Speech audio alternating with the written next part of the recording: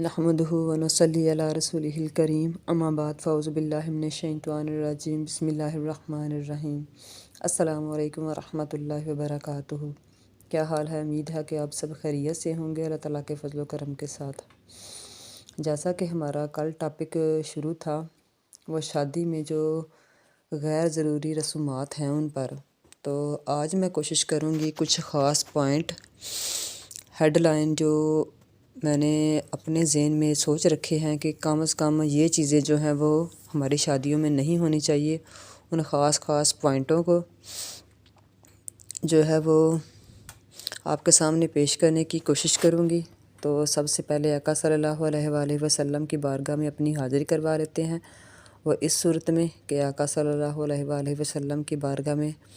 ہدیہ نذرانہ درود و اسلام کا پیش کرتے ہیں۔ تو آئیے آپ بھی سب مل کر میرے ساتھ درود و اسلام کا نذرانہ پیارے آقا صلی اللہ علیہ وآلہ وسلم کی بارگاہ میں پیش کریں۔ اللہم صلی علی محمد کما تحب و ترضی لہ، اللہم صلی علی محمد کما تحب و ترضی لہ، اللہم صلی علی محمد کما تحب و ترضی لہ۔ جیسا کہ میں نے کل کافی کچھ آپ کے سامنے بیان کرنے کی کوشش کی تھی کہ ہماری شادیوں میں آج کل کیا ہو رہا ہے، تو ان میں جو ایک خاص پوائنٹ ہے وہ یہ ہے کہ شادی کے موقع پر اطلاع دینے کے لیے اکثر جو ہیں وہ کارڈ چھپوائے جاتے ہیں، اور کارڈ چھپوانے میں ہزاروں لاکھوں روپے جو ہیں وہ خرچ کیے جاتے ہیں۔ حالانکہ اس کا اصل صرف جو حاصل ہے یا جو مقصد ہے وہ تو صرف اطلاع دینا ہے، اور جس گھر میں یہ دیا جاتا ہے وہ پڑھتے ہیں اور اس کو ایک طرف رکھ جاتے ہیں، یعنی انہوں نے لیا، پڑھا اور ایک طرف رکھ دیا۔ اس سلسلے میں بھی قانون سازی کی ضرورت ہے، اور بعض دفعہ اس کے اوپر ہم نے قرآنی آیات لکھی ہوتی ہیں اور پھر وہ بچے لے کے پھرتے ہیں، آپس میں چھینا چھپٹی کرتے ہیں اور دیکھنے کے چکر میں نیچے گرتی ہے اور چیزیں ساتھ بے ادبی بھی ہوتی ہے۔ تو اس سلسلے میں بھی قانون سازی کی ضرورت ہے۔ شادی کی اطلاع کے لیے اگر کارڈ چھپوانے کی ضرورت بھی ہو تو معمولی درجے کے کارڈ چھپوائے جائیں، جن میں صرف ڈیٹ اور تاریخ وغیرہ جو ہے نا وہ صرف لکھی جائے، باقی جو اور صورتیں وغیرہ لکھی جاتی ہیں اور جو بسم اللہ شریف لکھی جاتی ہے، اس طرح کی چیزیں لکھنے سے گریز کیا جائے۔ اور جو ہے اس پر بھی عوامی سطح پر اس کی ترغیب چلائی جائے۔ ہمیں کوشش کرنا چاہیے کہ ہم اس کو عوامی سطح پر عام لوگوں میں اس چیز کو یعنی کہ لوگوں کو بتانے کی کوشش کریں، ٹھیک ہے۔ تو نمبر 2 جو شادی میں مین پوائنٹ ہوتا ہے وہ نیوتا، یعنی شادی کے موقع پر پیسے لینے اور دینے کا رواج بھی جو ہے وہ شریعت کے خلاف ہے۔ وجہ اس کی یہ ہے کہ دینے والا اس نیت کے ساتھ دیتا ہے کہ آئندہ کسی موقع پر یہ رقم مزید بڑھا کر دی جائے گی، اور یہاں تک ہے ہمارے ہاں تو کہ مثال کے طور پر کسی کے بیٹے یا بیٹے کی شادی ہوئی تو ہم نے اس کو 5,000 دیا، تو ہم امید رکھیں گے کہ جب ہمارے بیٹے اور بیٹے کی شادی ہو تو وہ دگنے کر کے جو ہے وہ ہم کو آگے سے جو ہے وہ دیے جائیں۔ تو یہ کس کی شکل آ گئی؟ یہ سود کی شکل آ گئی، اور جس کو شریعت نے سختی کے ساتھ منع کیا گیا ہے۔ ہاں ہم کسی کو اپنی حیثیت کے مطابق گفٹ وغیرہ دے سکتے ہیں، لیکن یہ جو طریقہ کار ہے یہ بہت ہی غلط ہے اور اسلام کے منافی ہے۔ تو ہمیں کوشش کرنی چاہیے کہ یہ ایک طرح کا سودی قرض ہے، اور اس کا تذکرہ بھی قرآن یعنی کہ جو اس کا تذکرہ ہے وہ بھی قانون سازی میں شامل کیا جائے، یعنی قانون ایسا بنایا جائے کہ جس میں یہ ساری چیزیں جو ہیں وہ اس میں شامل کر کے اس کو سختی کے ساتھ عمل کروایا جائے۔ نمبر 3 لڑکی والوں کی طرف سے باراتیوں کے لیے جو کھانے کی طرح دعوت ولیمہ کی طرح کا لازم سمجھا جاتا ہے، جیسے انہوں نے کھانا کھلایا ویسے جو باراتی آئیں گے ان کو بھی کھانا کھلانا ضروری، بلکہ یہ تو اب اتنا ضروری ہے اور اس میں معیار اور بہت سی باتیں شامل ہو گئی ہوئی ہیں۔ حالانکہ یہ خیال بالکل بے بنیاد ہے، شرعی طور پر کسی صورت یہ پسندیدہ عمل نہیں ہے اور اس کی حوصلہ شکنی کی جائے، یعنی یہ پسندیدہ بھی عمل نہیں ہے اور ہمیں کوشش کرنی چاہیے کہ اس کی حوصلہ شکنی کریں، یعنی کہ اس چیزوں سے لوگوں کو منع کریں۔ البتہ جب حسب استطاعت خاص عزیز و اقارب اور بطور مہمان نوازی کے بغیر کسی سابقہ انتظام کے کھانا کھلا بھی دیا جائے تو اس میں حرج نہیں ہے، لیکن یہ جو ہم لوگوں نے آج کل شرطیں اور رکھی ہوئی ہیں وہ ساری چیزیں جو ہیں نا اس میں غلط ہیں۔ اور دوسرا نمبر 4 جو پوائنٹ ہے وہ شادی کے موقع پر جو گانا بجانا، مووی بنوانا اور تصویر کشی کی وبا جو ہے وہ عام ہو چکی ہوئی ہے، یعنی کہ یہ ایک عام نہیں بلکہ ہم لوگوں نے اس کو ضروری سمجھ لیا ہوا ہے۔ حالانکہ ہر مسلمان جانتا ہے کہ شریعت میں یہ چیزیں سخت حرام اور ناپسندیدہ ہیں، اور ایسے لوگوں کو سخت ترین عذاب کی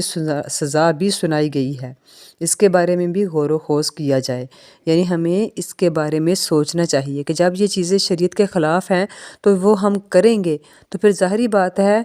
ہمیں تکلیفوں اور مصیبتوں تو پھر آئیں گی نا۔ جب اللہ کے حکم کی نافرمانی کریں گے تو پھر ہم سکون کے ساتھ رہیں گے؟ یہ کیسے ہم نے سوچ لیا کہ اللہ اور اس کے رسول کے حکم کو چھوڑ کے پھر زندگی بھی سکون سے گزرے گی؟ یہ ناممکن ہے، یہ ایسا نہیں ہو سکتا۔ شریعت کو چھوڑ کے ہم کسی بھی موقع پر کامیابی حاصل نہیں کر سکتے۔ تو آگے نمبر 5 جو پوائنٹ ہے وہ ہمارے معاشرتی تقریبات میں جو ایک مخلوق اجتماعات کی وبا جو ہے وہ عام ہو چکی ہے۔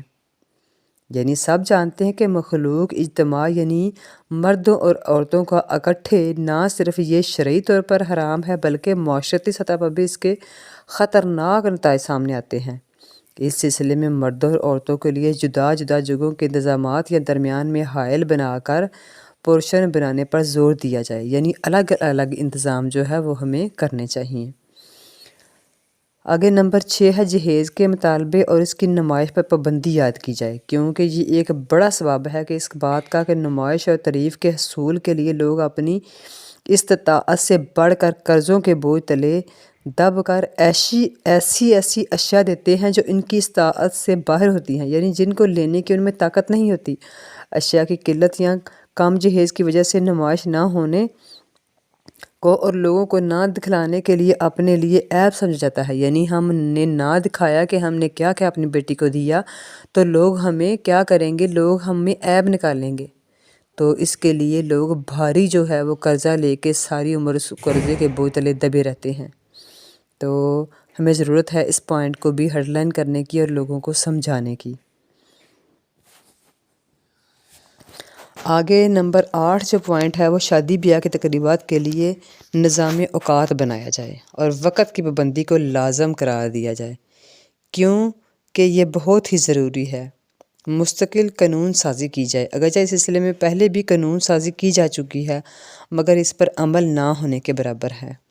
اکثر اوقات مقررہ وقت کے 4-5 گھنٹے جو ہیں وہ تقریبات یعنی جتنا ٹائم دیا اس کے 4-5 گھنٹے بعد تقریبات کا آغاز کیا جاتا ہے اور پھر ساری رات اس میں گزار دی جاتی ہے۔ خود اپنا بھی وقت ضائع کرتے ہیں اور اپنے آس پڑوس کا بھی جو ہے وہ نیند بھی برباد کرتے ہیں اور ان کا سکون بھی برباد کرتے ہیں، کیونکہ ظاہری بات ہے جب مثال کے طور پر میرے گھر میں یا میرے پڑوسی کے گھر میں گانا بجانا ہوگا، رات کو تقریبات ہوں گی، ڈھول ڈمکے اور پتہ نہیں کیا کیا کچھ ہوگا، تو پھر ہم اپنے مسلمان بھائیوں کی تکلیف کا باعث ہی بنیں گے نا۔ تو اس چیز سے بھی بچنا جو ہے وہ بہت ہی ضروری ہے اور ہمیں کوشش کرنی چاہیے کہ اس چیزوں سے بچیں۔ کم از کم ہم دوسروں کو اگر سکون نہیں پہنچا سکتے تو ان کی تکلیف کا باعث بھی نہ بنیں۔ اور نمبر 8 پوائنٹ جو ہے وہ ولیمہ اور جہیز کے سلسلے میں سب سے زیادہ ذمہ داری ان افراد پر عائد ہوتی ہے جو افراد کھاتے پیتے امیر اور صاحب اقتدار طبقے کے گھرانے